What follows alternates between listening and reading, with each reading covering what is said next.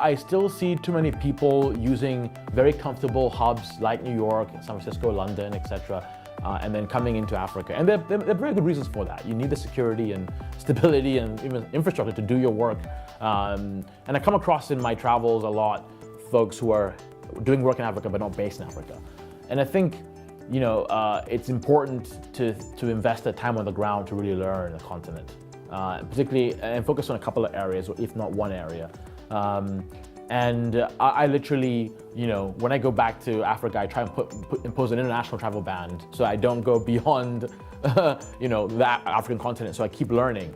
A lot of my success in the last 5 years in Africa is because I've been investing a lot of time on the continent, observing, really observing. So don't necessarily take an Uber everywhere in Africa, which does exist. Maybe take the public transport and talk to people and find out what their challenges are. You might learn stuff. Like I quickly learned about how people were consuming media digitally.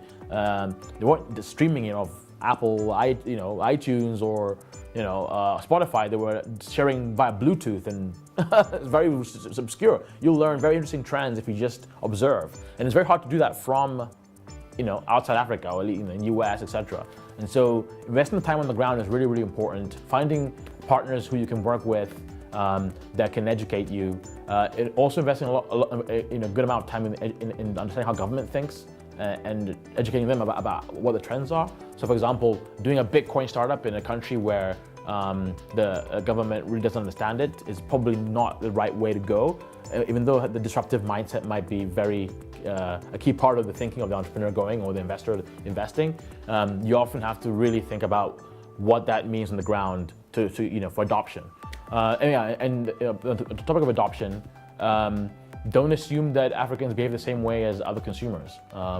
If you look at, say, KFC, they have a totally different strategy in Africa than they do elsewhere. They have much more nicer.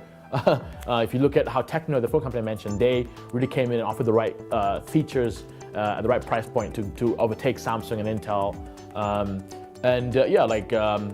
That's a really important aspect of just being on the ground and learning and getting close to the consumers there.